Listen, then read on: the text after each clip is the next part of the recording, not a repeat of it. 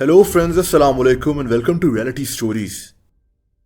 दोस्तों, अमेरिका में एक पहाड़ी सिलसिला है। इसे सीरा नेवाडा माउंटेन रेंज कहते हैं।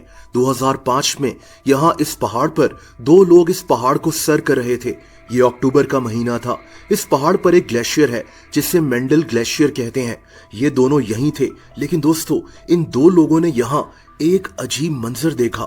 इनको यहाँ बर्फ में एक कपड़ा सा दिखाई दिया।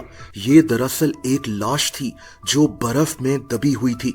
ये एक आदमी था जो उल्टा लेटा हुआ था। इसकी एक टांग कटी हुई थी। इसका चेहरा अब पहचाना नहीं जा रहा था। इतनी शदीद बर्फ की वजह से ये लाश अभी भी प्रिजर्व हुई थी। दोस्तों, ये क्लाइंबर्स इस लाश के पास पहुंचे तो इनको पता लगा कि इस आदमी ने एक पैराशूट पहना हुआ है। इस पैराशूट पर यूएस आर्मी एयर कोर लिखा हुआ था, यानी ये शायद एक अमेरिकी एयर फोर्स का फौजी था जो पैराशूट पहने यहाँ गिर गया और इसी पहाड़ पर इसकी मौत हो गई। बहरहाल इन दोनों क्लाइंबर्स ने इस लाश के मुतालिक अथॉरिटीज को बताया और बहुत जल्द इस पहाड़ पर एक टीम पहुंच गई। ये लोग इस लाश से बर्फ को हटाने पर लग गए।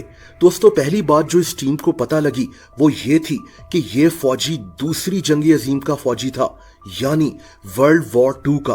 वर्ल्ड वॉर 2 1939 से 1945 तक चली थी, यानी इस फौजी की लाश को इस जगह पड़े हुए 60 साल से ज्यादा हो गए थे। दोस्तों, इस बॉडी को बहुत ही ध्यान से यहां से उठा लिया गया ताकि इसके टिश्यूज वगैरह डैमेज ना हो जाएं। सवाल ये था कि ये फौजी था कौन और ऐसा क्या हुआ था कि ये इस पहाड़ पर गिर गया था। इस फौजी की यूनिफॉर्म की जब तलाशी ली गई तो इसमें कुछ सिक्के भी मिले, एक पेन मिला और एक कागज भी मिला जिस पर कुछ लिखा हुआ था। दोस्तों, इसकी यूनिफॉर्म पर जो बैच लगा था उस पर इसका नाम लिखा था, लेकिन ये नाम भी अब ठीक से पढ़ा नहीं जा रहा था। लेकिन एक्सपर्ट्स ने अल्ट्रावायलेट लाइट की मदद से इसके नाम को पढ़ने की कोशिश की। इनको सिर्फ कुछ ही लफ्ज समझ आए, EOAM। इससे ज्यादा ये कुछ भी पढ़ नहीं सके। इन लोगों ने इसी नाम से मिलते जुलते नामों को अमरीकी फौज के रिकॉर्ड्स में तलाश करने की कोशिश भी की, लेकिन इनको कुछ नहीं मिला। मसला अभी भी वही था कि ये फौजी था कौन।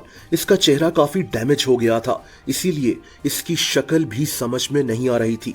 एक्सपर्ट्स ने उस कागज को भी एग्जामिन किया जो इस फौजी की जेब से मिला, लेकिन इस कागज पर बस शायरी और गाने वगैरह लिखे हुए थे। ये फौजी फ्री टाइम में यही शायरी वगैरह लिखकर अपना दिल बहलाते थे, लेकिन यहाँ इस फौजी की जेब से मिलने वाले सिक्कों से यानी कॉइन से इस फौजी की पहचान जाहिर हो गई।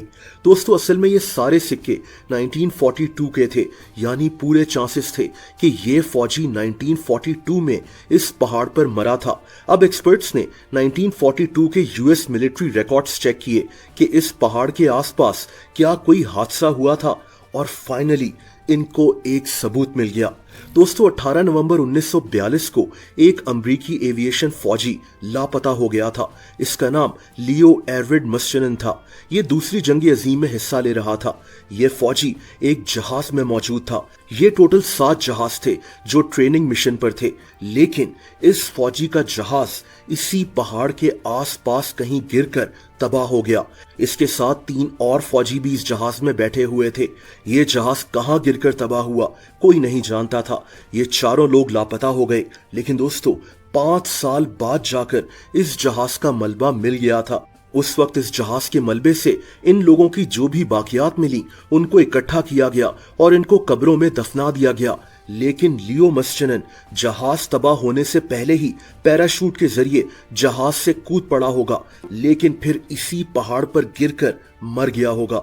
इस फौजी के बैच पर EOAM पढ़ा जा रहा था, यानी लियो ए मस्चेनन, लियो एरविड मस्चेनन।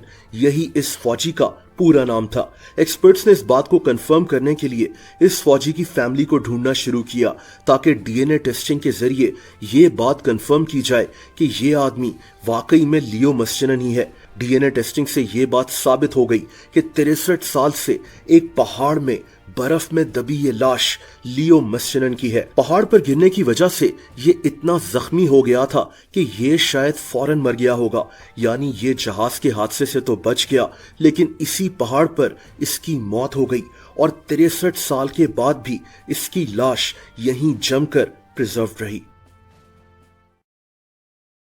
दोस्तों, अगर आप मुझे इंस्टाग्राम पर फॉलो करना चाहें तो उसका लिंक नीचे डिस्क्रिप्शन में मौजूद है।